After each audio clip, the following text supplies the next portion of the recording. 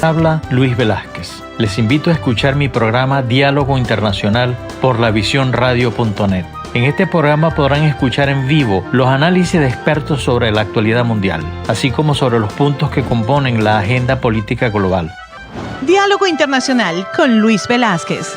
Martes a las 9 de la mañana por lavisiónradio.net. Información que va contigo.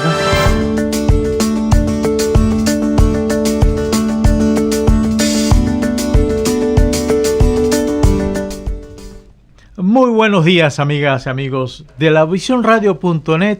Les habla Luis Velázquez. Encantado de estar una vez más con ustedes en Diálogo Internacional. Son las 9 de la mañana de hoy, 16 de enero del 2024. En la mañana de hoy conversaremos con el embajador Abraham Clavero acerca del Mar Rojo un campo de batalla. Una parte de la carrera diplomática del embajador Clavero la desarrolló en esa área conflictiva precisamente y se ha especializado en temas de Medio Oriente y en temas de la religión, el peso de la religión en todas las actividades de todo ciudadano que profesa esa religión. Buenos días, Abraham, ¿cómo has estado? Buenos días, Luis, buenos días, Mayerlin, buenos días a todos la audiencia que está en este programa. Aquí estamos en este comienzo de año tan interesante con todo lo que está pasando en esa zona del Medio Oriente, como siempre, que como siempre lo he dicho, es la zona más conflictiva del mundo, porque vemos que la historia nos ha demostrado cómo esa zona permanentemente ha sido centro de enfrentamientos de diversa índole, ¿no? Así es, así es. Entonces, lo que está pasando en estos momentos no es nada más. Así es. Bueno, Abraham, en octubre próximo pasado estalló una nueva guerra en Medio Oriente, que es la guerra entre Israel y el grupo terrorista Hamas. Pero ya esa guerra comienza a ubicarse en otros lugares. Ya reventó el tema en la ONU, porque la ONU no ha podido moverse. La ONU está prácticamente atada, pero no desde ahora. La ONU no está funcionando como se debe desde hace mucho tiempo. El Consejo de Seguridad no está cumpliendo las funciones para lo cual fue creado, que es el órgano principal de Naciones Unidas. Ha reventado también en un campo de batalla que era inimaginable, que son las universidades top de los Estados Unidos, en donde los sacrificados han sido los rectores y en donde se está produciendo un gran movimiento que supongo que detrás de todo esto está un lobby, el lobby judío, y pero también en una zona muy importante que es el Mar Rojo. Pero vamos a ubicar a la audiencia. ¿Por qué es importante el Mar Rojo? ¿Qué significa el Mar Rojo para el cristianismo, para la religión musulmana? ¿Y qué significa eso desde el punto de vista económico, comercial y geopolítico? Bueno, ¿cómo se llama? Comenzamos por hablar del Mar Rojo. Y si nos remontamos a la época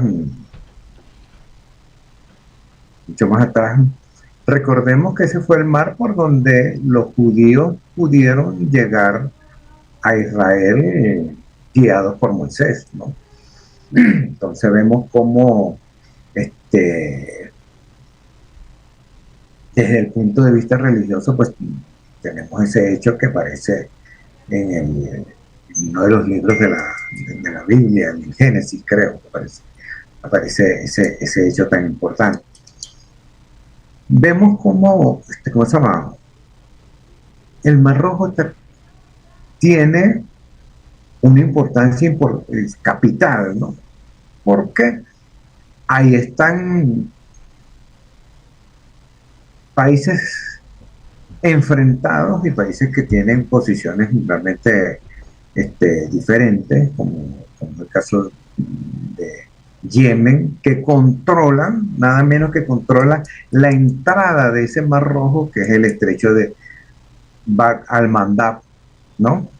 Que tiene una longitud de 27 kilómetros que separa la península arábica del el continente africano. Recordemos que Yemen ha sido un país que, a pesar de que logró su independencia luego de la Primera Guerra Mundial, de la desintegración del Imperio Otomano, siempre ha sido un país que ha estado en guerra. Desde la destitución del primer rey de Yemen, surgieron enfrentamientos entre los grupos que se disputaban el poder, y especialmente eso va a tener un momento importante durante la primavera árabe, donde logran sacar del poder al primer presidente, y a Hadi, y posteriormente surgen este grupo Houthi, que ha mantenido una posición de enfrentamiento con Arabia Saudita desde el 2015, y que, a pesar de que Arabia Saudita ha tenido el respaldo de los Emiratos Árabes Unidos y de los Estados Unidos, no los pudieron derrotar. Y no les quedó más remedio que en el año 2022 sentarse en una mesa de negociación, y están tratando de buscar formas de solucionar este conflicto, que trajo como consecuencia más de 377,000 personas muertas y 4 millones de personas desplazadas. Y ha sido considerada como una de las crisis humanitarias más importantes del mundo, en el país más pobre del mundo, en el país más pobre del Medio Oriente, diríamos específicamente. Sí. De manera pues que, ¿cómo se llama?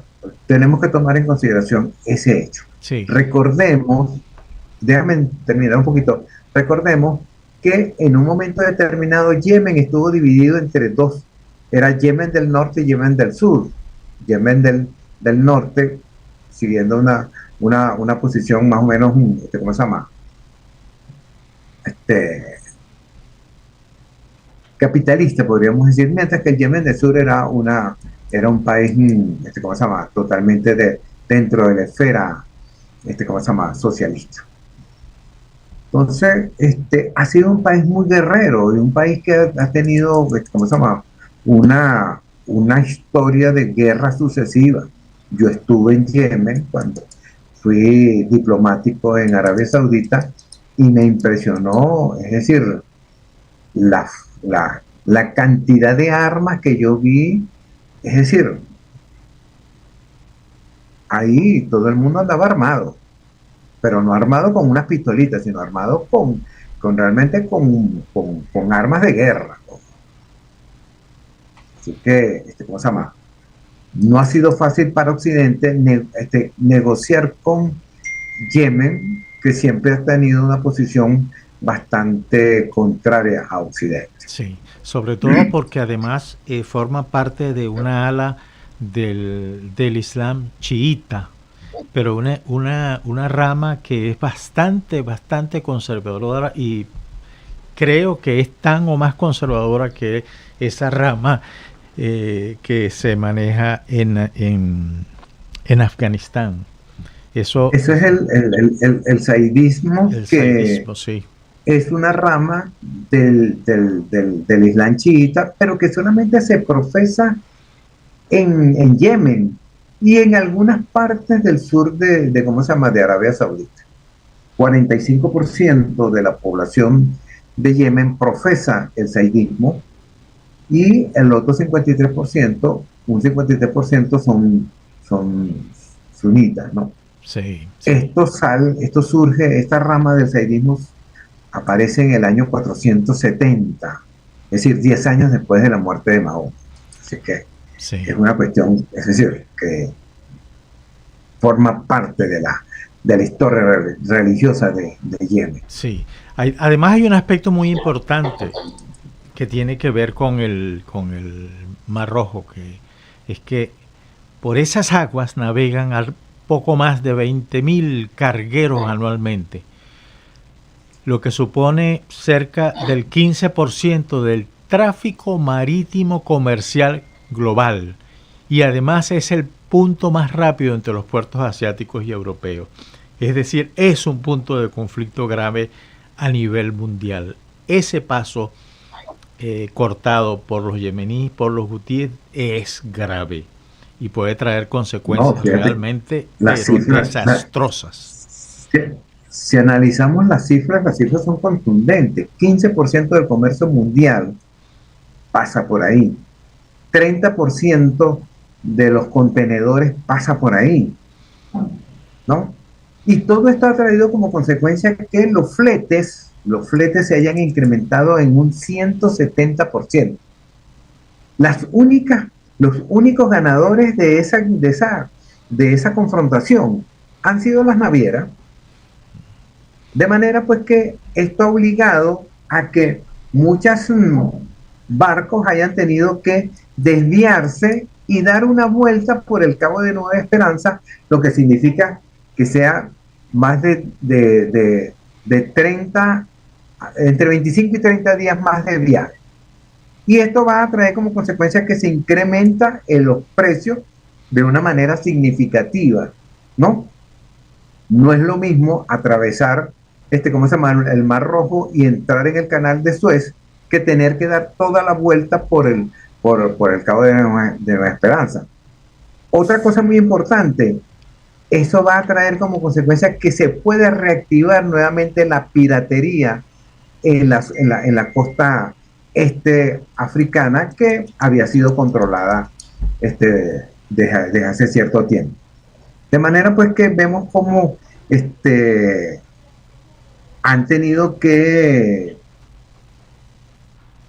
buscar alternativas. El continente más afectado ha sido Europa, porque ellos realmente, ¿cómo se llama? El 2%, gran parte de sus exportaciones y sus importaciones llegan por ahí, pasan por ahí. De manera pues que hay que tomar en consideración ese aspecto. Claro. Un hecho interesante, Egipto, la utilización del Canal de Suez le suministra a Egipto un ingreso de casi 9.000 millones de dólares mensuales. De manera pues que Egipto, y que representa el 10% de su presupuesto nacional. De manera pues que en la medida en que no se utilice ese canal, Egipto ha salido afectado directamente como consecuencia de esta crisis de los hutis contra embarcaciones que tengan alguna relación con Israel. Sí, ya tuvimos la experiencia en el año, creo que 2021, 2020, 2021, cuando el carguero ultramoderno, Ever Given se llama, que se atascó en el canal de Suez y por 15 días no hubo suministro. Hubo un colapso de la cadena de suministro en el mundo, porque por ahí pasa todo, absolutamente. Bueno, de acuerdo con las cifras, Luis, en el primer trimestre del año pasado, solamente en petróleo pasaron 9.000 millones de barriles de petróleo, pasaron por ahí. 9.000 millones de barriles de petróleo. Ojo, solamente petróleo. Imagínate. Y eso va a producir un incremento de los precios del petróleo, ¿no? Claro. A medida que esta crisis se siga desarrollando, ¿no? Claro. O sea, estamos hablando de un conflicto en donde todo el mundo tiene algún motivo por el cual participar, bien sea religioso, bien sea cultural, bien sea económico, comercial como esto, o bien sea político. Indiscutiblemente. Pero vemos cómo estos ataques de los hutis contra estas embarcaciones, es decir, han desplazado completamente todo lo que está sucediendo en Gaza, ¿no? y ahora todo está concentrado en este acontecimiento, que realmente hay que reconocerlo, que ellos han sido los únicos que han salido en defensa de los, ¿cómo se llama?, de los palestinos, ¿no? Ellos se presentan como los defensores del pueblo palestino. No han hablado de defender ¿cómo se llama?, a Hamás, pero sí han defendido, sí se presentan como los únicos defensores que se han manifestado públicamente como defensores del pueblo palestino, que está pasando por una de las crisis mayores que se pueden observar en esta zona, ya que más de 24.000 personas han muerto. Señores, 24.000 personas han muerto desde que Israel comenzó ¿cómo se llama?, ese ataque contra Hamás en la Franja de Gaza. En esas 24.000 personas están los militantes. Hay que tomar que hay que tomar en consideración esa consecuencia, ese hecho. Condenamos la acción de Hamás contra el pueblo de Israel, pero también condenamos las acciones del pueblo del Estado de Israel contra la población civil, donde han muerto más de 24.000 personas, entre ellos muchos niños y muchas personas de la tercera edad. Sí, es terrible. Ahora, hay un hecho que a mí me parece que es fundamental en todo esto y que es posible que se convierta como en una especie de disparador de una crisis mayor, que es la participación directa de Estados Unidos y del Reino Unido, bombardeando zonas directamente en Yemen, bombardeando lugares en donde están los hutíes, es decir, un bombardeo. Bueno, mira, la guerra es guerra y los bombardeos en las guerras suele ser indiscriminado. Claro, esa es la famosa iniciativa llevada a cabo por los Estados Unidos, que se llama Guardián de la Prosperidad. Sí. ¿No? El objetivo es ¿cómo se llama?, enfrentar esta situación. Pero esto forma parte también de algo que había sido creado por Estados Unidos hace 20 años, que se llaman las Fuerzas de Tareas Combinadas, que tiene por objetivo tener un control y tener una supervisión, no solamente en el Mar Rojo, sino también en el Golfo Pérsico, ¿no? Entonces, esta acción llevada a cabo por Estados Unidos a partir de comienzos de este año, el Guardián de la Prosperidad, pues ha traído como consecuencia pues que muchos países del Medio Oriente, especialmente Arabia Saudita, ¿cómo se llama?, no se hayan manifestado en favor. El único país del Medio Oriente que está participando en esta acción es Bahrein. Recordemos que la quinta flota norteamericana tiene su centro de actividades en Bahrein, y bueno, Bahrein sí ha participado.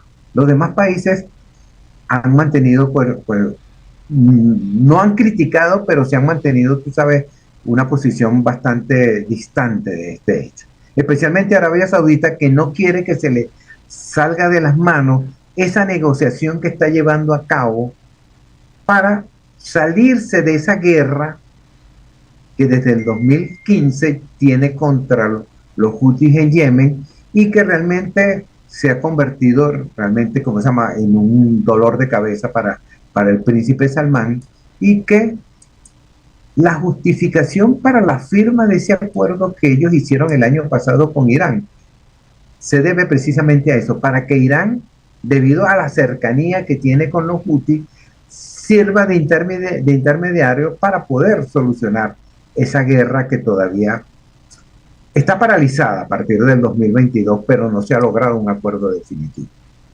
Entonces, además, hay que tomar en consideración que gran parte de la opinión pública árabe está en favor de esa acción llevada a cabo por los hutis, ¿no?, de defensa del pueblo palestino. Y eso lo sabe, ¿cómo se llama?, eso lo sabe todo el mundo. La opinión pública árabe es totalmente contraria a las acciones llevadas a cabo por Estados Unidos y por Inglaterra y por otros países, entre ellos Holanda, Francia, que también participan en esta acción de los guardianes de la prosperidad. Sí. Sí, es un conflicto bastante complicado porque trasciende incluso el tema comercial. Fíjate, por ejemplo, ya hay un doliente acá en Estados Unidos que es la firma Tesla, la productora de automóviles eléctricos Tesla, eh, está paralizada en Europa porque ya le faltan los componentes que vienen de Asia, componentes principalísimos. Eh, pero más allá del comercio, hay un tema político que vale la pena tocar, que es el tema Irán. Irán pareciera que es el paraguas de en donde se cobija todo aquel que es enemigo por alguna razón de Israel y es enemigo de Estados Unidos, independientemente de lo que pasa. O sea que la negociación va por Irán y no por Yemen directamente. Mira, siempre se ha hablado que, ¿cómo se llama? Irán tiene un control directo sobre Yemen, ¿no? Sin embargo, hay, ¿cómo se llama? Estudiosos del tema que dicen que no es así. Es decir, que Yemen, a pesar de que recibe mucha asistencia de parte de Irán, es decir, Yemen ha tomado decisiones sin consultarlas con Irán y ha actuado de una manera independiente. Se dice que por lo menos estas acciones no fueron consultadas directamente con Irán, pero que Irán enseguida es decir, que Irán las ha apoyado, ¿no? Que Irán ha mostrado su apoyo a estas acciones porque forman parte de ese proceso de hostigar no solamente a Estados Unidos, sino también a Israel, ¿no? Y tratar ¿cómo se llama? De derribar ese proceso de normalización de relaciones que se inició en la época del presidente Trump con la firma de esos acuerdos con, ¿cómo se llama? Con los Emiratos Árabes Unidos, a los cuales después se unió Bahrein, se unió Marruecos, etcétera, etcétera. Es decir, que forma parte de esa política de ¿cómo se llama? De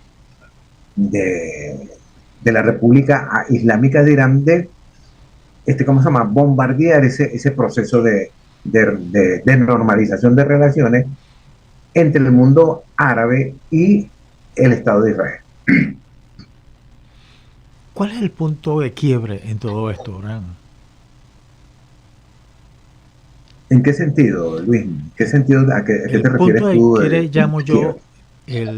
llamo yo a dos cosas. El primero, si se continúan esos bombardeos, la guerra, vamos a llamarlo incidente porque todavía no es guerra, ese incidente bélico se agrava. ¿A dónde vamos a parar? Ahora, también llamo, el punto de quiebre es hasta dónde pueden llegar sin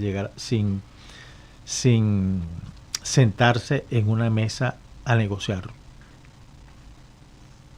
Mira, Luis, los estudiosos del tema dicen que Estados Unidos tiene que aplicar lo que se llama la diplomacia con disuasión. Es decir, hay que buscar, es decir, ellos saben que necesitan negociar con los Houthis.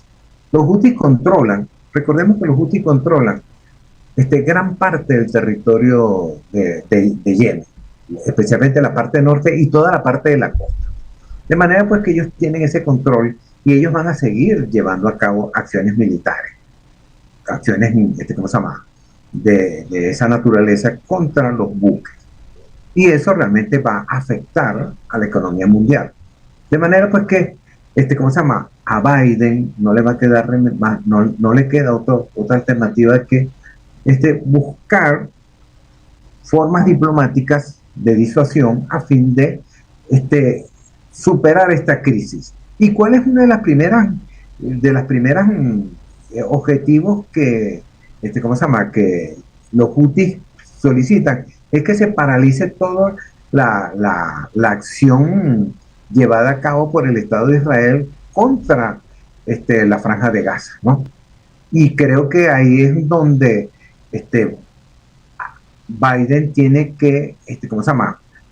Es decir, ejercer esa influencia sobre Netanyahu para que paralice, para que reduzca de una manera significativa esa acción contra el pueblo palestino, porque de lo contrario será muy difícil. De lo contrario será muy difícil que los hutis no continúen llevando a cabo acciones contra ¿cómo se llama? Los barcos que circulan por esa zona tan importante del mundo. Sí, pero esas son varias llaves de paso de las que tú me estás hablando. Por un lado, cómo controlar a Irán y la influencia que tiene sobre algunos países ahí. Y en segundo lugar, yo dudo, con franqueza, que Netanyahu vaya a aceptar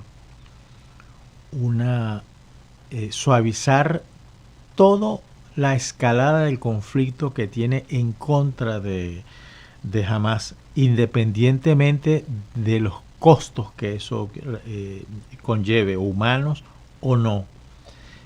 Porque yo veo lo siguiente, está claro que Netanyahu, una vez que termine la guerra, va a tener muchos problemas políticos y que muy probablemente tenga que salir, pero esa es quizás la única, como te digo, el único salvavidas, convertirse en el héroe que dio una respuesta efectiva a un ataque de un grupo guerrillero, dio una respuesta y no sé cuál término utilizar, una especie de venganza a nombre de aquellos que sufrieron el desastre que cometió Hamas en el mes de octubre. Pero quisiera que me comentara eso que yo acabo de señalar al regreso de esta pausa comercial. Estamos conversando con el embajador Abraham Clavero acerca del Mar Rojo, un campo de batalla. Ya regresamos. Estamos de regreso en Diálogo Internacional. Estamos conversando con el embajador Abraham Clavero acerca del Mar Rojo, un campo de batalla. Abraham, yo antes de ir a la pausa te hice unos comentarios, pero te voy a agregar otros y que tienen que ver con ese pasado histórico del Mar Rojo, ¿no?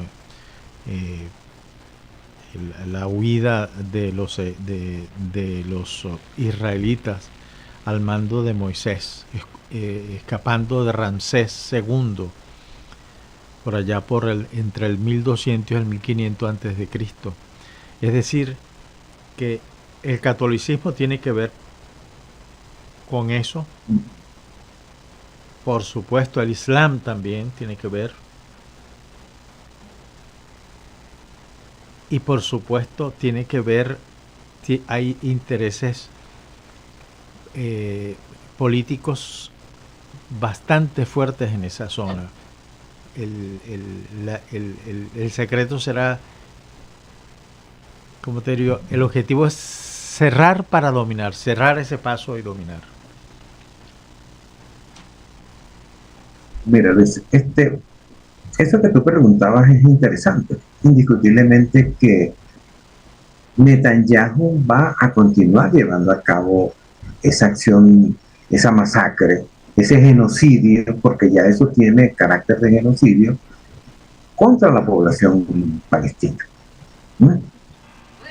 Pero si apenas está comenzando la crisis, Luis, y ya vemos las cifras, ¿no?, que han comenzado a aparecer, como ¿cómo se llama? Cómo se ha encarecido los fletes en 170%. Imagínate qué va a suceder si esta crisis continúa. Si gran parte del petróleo del Medio Oriente pasa por ese canal, ¿no? 9.000 millones de barriles. Entonces Estados Unidos tiene que saber, tiene que sopesar qué va a hacer. Si sigues sosteniendo la política del primer ministro Benjamin Netanyahu, o enfrenta una crisis económica, porque como tú lo dijiste, fíjate que ya hay compañías norteamericanas que comienzan a cerrar porque no tienen, no reciben ¿cómo se llama? Los insumos necesarios. Y eso es apenas comenzando. Pero también tenemos que ver lo que, en dado caso de que Estados Unidos lleve a cabo un ataque masivo contra Yemen, eso traería como consecuencia una guerra en esta zona. No creo que Irán se vaya a quedar con los brazos cruzados. No creo que Hezbollah se vaya a quedar con los brazos cruzados. Y creo que eso nos puede llevar a una confrontación de una magnitud que inclusive pudiera ser una confrontación de carácter mundial. Entonces, esas son las cuestiones que Estados Unidos tiene que sopesar. Recordemos aquel dicho que siempre ha tenido, que se han puesto en práctica los Estados Unidos. Lo que es bueno para la General Motors es bueno para los Estados Unidos. Y Estados Unidos no va a permitir que la economía mundial, ¿no?, y que su economía, ¿no?, se vea afectada por una situación como esa, que realmente, ¿cómo se llama?, puede ser solucionada a través de una diplomacia disuasiva. Lo que pasa es que hasta ahora el gobierno de Biden se ha mostrado bastante débil frente a el gobierno de Netanyahu, y no ha logrado lo único que logró fue esa tregua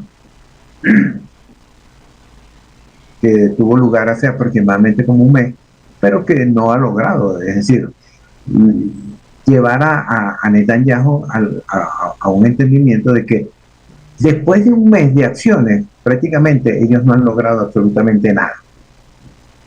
Han matado a algunos dirigentes de Hamas, pero ellos no han logrado ni rescatar ¿cómo se llama?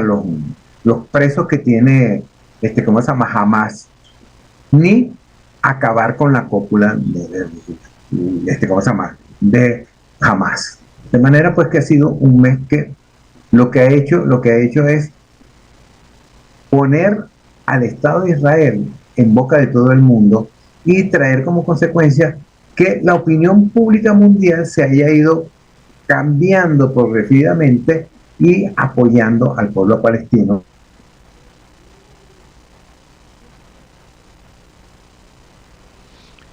Se te fue la voz. Okay. Afectar directamente a nosotros, presionamos a Israel.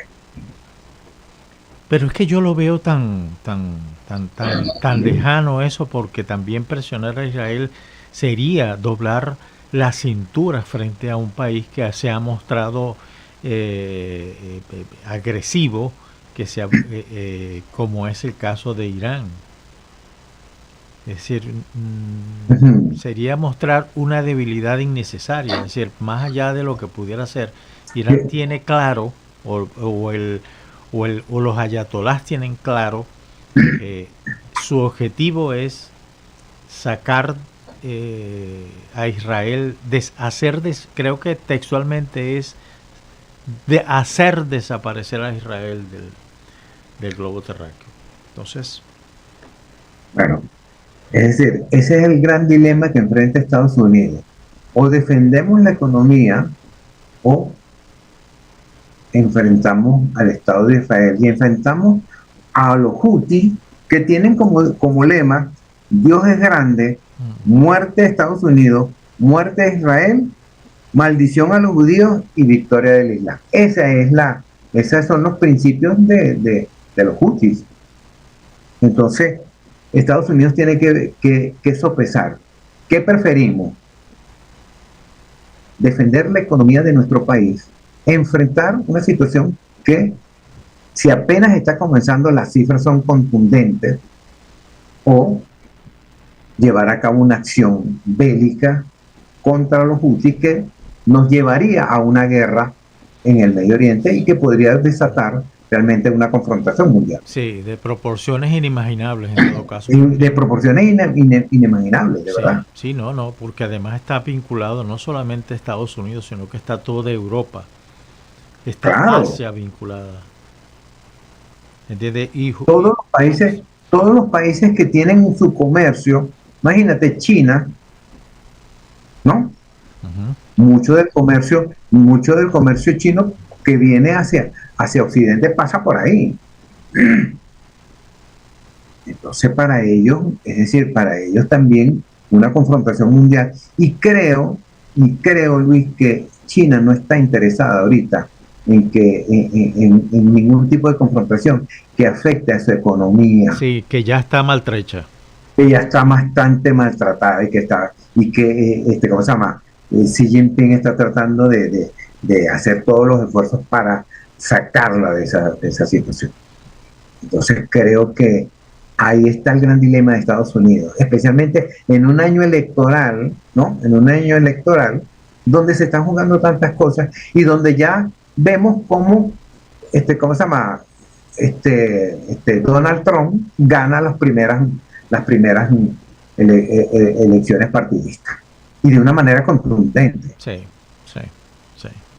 Y que ha ido perdiendo y que esa posición de ¿cómo se llama? De Biden de apoyar a Israel le ha ido a hacer perder el apoyo no solamente de las comunidades árabes que viven en los Estados Unidos, sino también de los sectores más jóvenes de la población, ¿cómo se llama? Norteamericana. También, ¿cómo se llama? Han criticado mucho esa posición del presidente Biden. Claro. Entonces, Biden se está jugando su reelección ahí, en cierta forma, Luis. Sí, es demasiado delicado todo esto, ¿no? Es demasiado delicado, es una cuestión que uno dice, podemos bombardear a ¿cómo se llama? A los Houthis y acabar con los Houthis sin que Irán intervenga. Sí, no creo. Eso no te lo puede asegurar nadie. Y lo más probable es que Teherán sí va a intervenir. Seguro. Creo que ese es un momento que está esperando Irán para intervenir directamente. Ahora, sácame una duda. El gobierno de Yemen actual es un gobierno de mayoría suní. Y los Houthis forman parte de una parte pequeña dentro de la población, pero una población ¿cómo llamaría yo eso? Un grupo bastante amplio, pero no más amplio que lo que son los suníes en Yemen. ¿Cuál es la mayoría ahí en todo caso? Bueno, ¿cómo sobreviven? ¿Cómo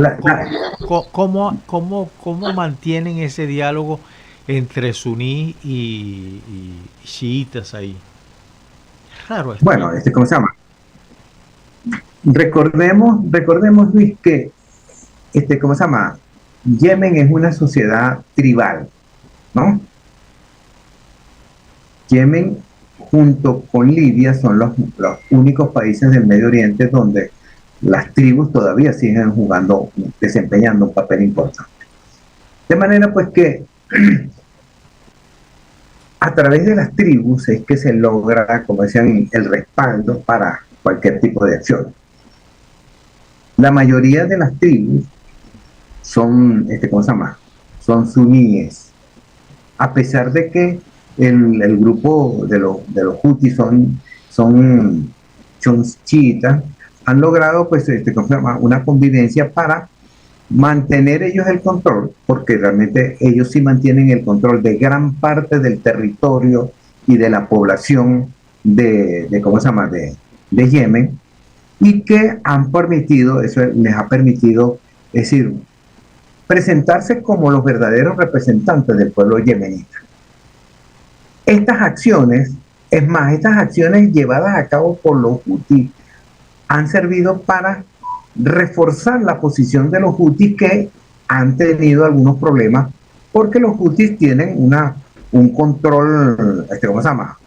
Bastante fuerte frente a la población, pero luego de estas acciones, y vimos la fotografía que que publicaron la prensa mundial de las manifestaciones que se llevaron a cabo en Saná el viernes pasado, fueron manifestaciones multitudinarias de apoyo a las acciones llevadas a cabo por los hutis, ¿cómo se llama?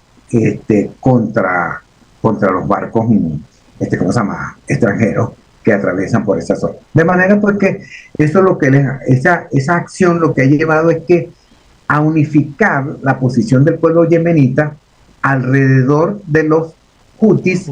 Que, ¿cómo se llama? Que son los que tienen el control de gran parte del territorio de, ¿cómo se llama? De Yemen.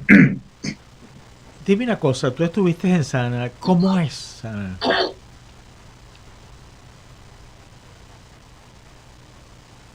¿Cómo es? ¿Cómo es Saná? ¿Cómo es Yemen? Mira, Luis, de verdad que yo me sentí llegar a Saná como si estuviera llegando al siglo XIV, ¿no? Al siglo XIV, con la diferencia de que todo el mundo vestido con sus trajes tradicionales, pero con armamentos del siglo XX, porque yo estuve como es más, al final del siglo pasado en Yemen. Un pueblo totalmente, ¿cómo se llama? Un país muy pobre, un país que realmente con unos sistemas de comunicación bastante pobres, y que todo el mundo, otra cosa que me impresionó es que todo el mundo come una hoja que se llama kata, que es una especie de hierba que les permite, ¿cómo se llama? Tener más resistencia, no dormir mucho y, ¿cómo se llama? Soportar, pues, muchas horas de trabajo. Como la hoja de coca. Es como la hoja de coca, ¿no?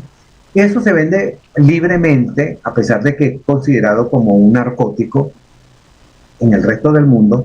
En Yemen se vende libremente en los mercados. Yo las veía ahí que los tenían a la venta.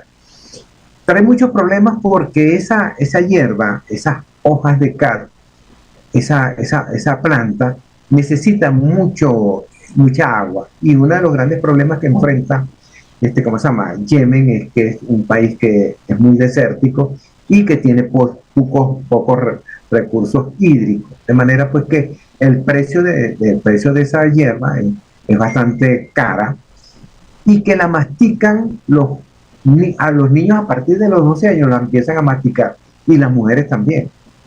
Un país muy pobre, un país que realmente, ¿cómo se llama? Yo lo logré recorrer un poco y realmente me quedé impresionado. Es decir, estábamos prácticamente en el siglo XIV. Yo venía de Arabia Saudita y yo decía, pero bueno, la diferencia es abismal, ¿no? Entre Arabia Saudita y Yemen. Realmente se notaba la pobreza, se notaba la falta de recursos de ese país, y se notaba, ¿cómo se llama? Que era un país muy religioso, porque, ¿cómo se llama? Se sentía, pues, en el ambiente la religiosidad de la población yemenita. Sí, es un país extraño, y además encontré, preparándome para la conversación contigo, encontré información que realmente me dejaron asombrado, ¿no?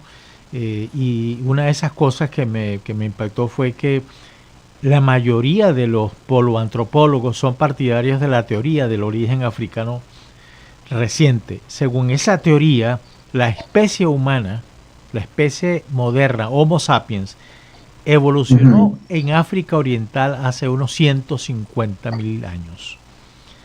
De allí el Homo sapiens emigró a Medio Oriente, Asia, Europa y América, pero pasando por el estrecho de Bab al-Mandeb. ¿Qué tal? Exacto. Eso es verdad, eso es verdad. Importante, Luis, que, ¿cómo se llama? Eso de Huti viene, el nombre de Huti viene del fundador del grupo, que es Abdul Malik al-Huti, que comenzó fundando lo que se llama la Liga del Creyente en 1992, pero que progresivamente se fue radicalizando con posiciones religiosas bastante contundentes y que llevó a convertir a los hutis en ese grupo radical religioso tan importante en el Medio Oriente, ¿no? Ellos comenzaron como un grupo, es decir, de encuentros de la juventud, y progresivamente se fueron, ¿cómo se llama? Con influencia ¿cómo se llama? De los, ¿cómo se llama? De los imanes más, ¿cómo se llama? Más radicales dentro de Yemen, se fueron radicalizando y se ha convertido en lo que es hoy día uno de los grupos más, ¿cómo se llama? Más contrarios a la política de Estados Unidos y de ¿cómo se llama? Y de Occidente en Yemen. Recordemos que Yemen siempre ha sido un país difícil para los Estados Unidos. Recordemos cómo una nave, la nave Cole, fue bombardeada por, ¿cómo se llama? Por grupos, ¿cómo se llama? Terroristas en Yemen en 1992, y que provocó la muerte de más de 92 marinos de esa nave, que estaba aparcada prácticamente frente a las costas de Yemen. De manera pues que, ¿cómo se llama? Es un país que dispone de una, ¿cómo se llama? De una estructura guerrillera y de una estructura guerrera, diríamos, de mucha importancia, con un ejército de más de 300.000 personas, de 300.000, ¿cómo se llama? Hombres, sí. Y que está considerado como uno de los ejércitos, ¿cómo se llama? Mejor formados en la zona. Formados por Irán, ahí, porque además tienen armamento que proviene de Irán. Formados por Irán. Claro. Irán les suministra armamentos que ellos han, ¿cómo se llama? Han sabido utilizar, y que han utilizado en estos actos en contra de los buques que están atravesando por el Mar Rojo. Sí. De manera pues que, ¿cómo se llama? Es un grupo que no ha podido ser derrotado por un país como Arabia Saudita, que tiene tanto poderío militar y que tiene tanta ayuda de los Estados Unidos, y no lo pudieron derrotar. Desde el 95 hasta el 2022 hubo una guerra, y Salmán no le quedó más remedio que sentarse en una mesa de negociación a buscar una solución, porque no pudieron con el grupo de los hutis. ¿Qué tal? Mira, desde Lima, Perú, te pregunta Edgar Rivas, a quien tú debes conocer, lo siguiente. Sí. Ya has hablado de la posición de Estados Unidos, Europa y Asia, pero ¿cuáles son las opciones reales que se tienen en ese escenario? Las opciones de paz reales, ¿o no las hay? Mira, yo a corto plazo no las veo, Luis. Yo a corto plazo no veo, ¿cómo se llama? Una posibilidad de un proceso de paz.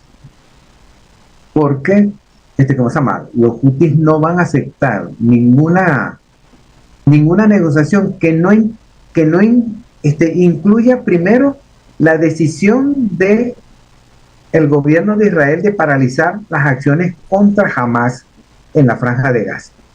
Segundo, el reconocimiento de un Estado palestino. Entonces, esos son dos puntos importantes, y yo considero que por lo menos a corto plazo, inclusive yo diría a mediano plazo, no hay una posibilidad de algún acuerdo de paz. Ahí juega un papel importante, ¿cómo se llama? El Estado de Israel. El Estado de Israel, con un Netanyahu completamente desprestigiado, y que él sabe que durante este año se va a producir, ¿cómo se llama? Su salida del gobierno, porque eso está, es decir, es evidente que Netanyahu no puede seguir, ¿cómo se llama? Al frente del gobierno del Estado de Israel. Pero, mientras tanto, él continuará, ¿cómo se llama?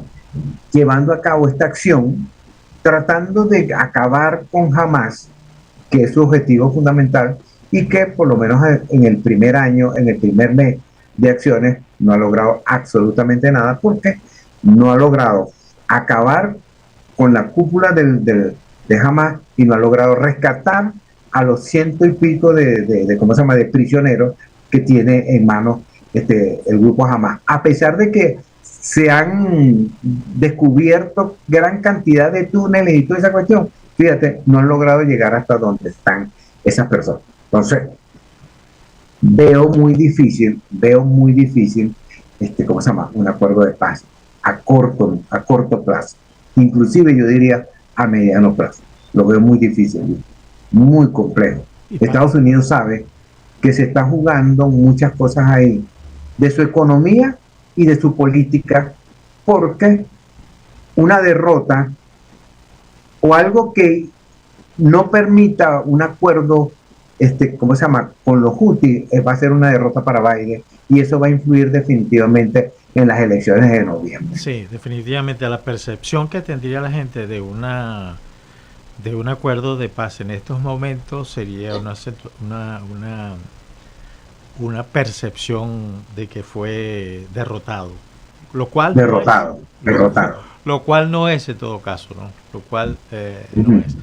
Pero es decir, la sociedad acá es muy conservadora, muy complicada en sus análisis y la percepción, como lo tendrían en otros países, sería de derrota. Y no solamente eso, sino como vemos como la sociedad norteamericana está muy dividida y está, como dicen, muy ganada con la idea de que el expresidente Trump regrese al poder. Esos resultados de ayer a mí realmente me confirman lo que yo he estado pensando últimamente, de que Trump va a regresar, Trump va a volver al poder y que Biden no tiene ninguna posibilidad, inclusive cambiando a Kamala Harris como su compañera de fórmula para la vicepresidencia, que es una de las cosas que se le critica. Es decir, él no tiene, creo que no tiene ninguna posibilidad frente a Trump en las elecciones de noviembre. Ese es mi parecer, ¿no? Tu percepción. Sí, lo cual, bueno, hay muchas cosas que hay que conversar sobre eso. Yo creo que sí tiene todavía posibilidades. Creo que la política exterior es fundamental en una campaña electoral en Estados Unidos, más que en cualquier otra parte. Y me imagino que deben estar midiendo qué es lo que van a hacer de ahora en adelante.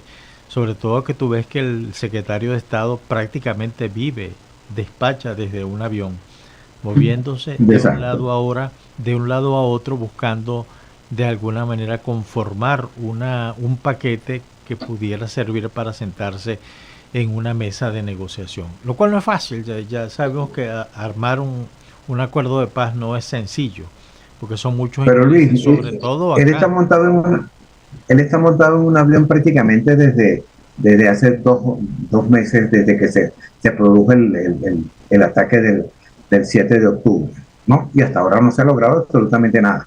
Lo único que podría parar a Trump son esos juicios que tiene que enfrentar. Eso sería lo único que lo podría parar. Pero yo te digo sinceramente, Luis, creo que si no se produce una sentencia que le impida a Trump participar en las próximas elecciones de noviembre, yo tengo la impresión de que Trump va a ganar las elecciones y que Biden no va a poder salirse de esta empantanada situación en el Medio Oriente que está viviendo en los actuales momentos. Sí, es una situación realmente complicada. Y ayer, precisamente, leyendo Diplomacia de algunas partes de ese libro tan fabuloso que escribió Henry Kissinger, yo me pregunté, ¿qué haría Henry Kissinger si estuviera en estos momentos como secretario de Estado? Sobre todo porque él se manejó con una cosa muy importante y que todavía está vigente en el mundo, que es la Realpolitik.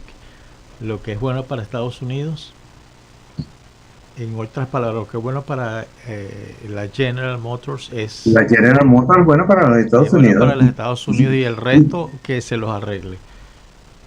Y ese es el dilema que enfrenta en este momento Estados Unidos. Es decir, nuestra economía se está viendo afectada por esa situación.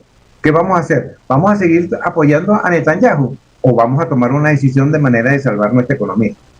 Sí. Y la economía mundial. Sí, y de salvar, pues... y de nuestros aliados, especialmente, no de la economía mundial, sino de nuestros aliados. De nuestros aliados, que es Europa. Y por supuesto, salir más o menos vencedor en una próxima elección. Bueno, mi querido amigo, 1.000.000 de gracias de nuevo por haberme dado tu tiempo de esta hora para conversar sobre este tema tan importante, no solamente desde el punto de vista político, económico, sino también religioso, porque precisamente en ese paso, en ese mar, desde el punto de vista religioso sucedieron muchas cosas importantes de la religión que nosotros y seguirán sucediendo, Luis, seguirán sucediendo. Así es. Bueno, vale, un fuerte abrazo a todos y muchas gracias por haber estado conmigo en Diálogo Internacional, escuchando al embajador Abraham Clavero. Saludos a toda la audiencia y bueno, hasta luego. Gracias.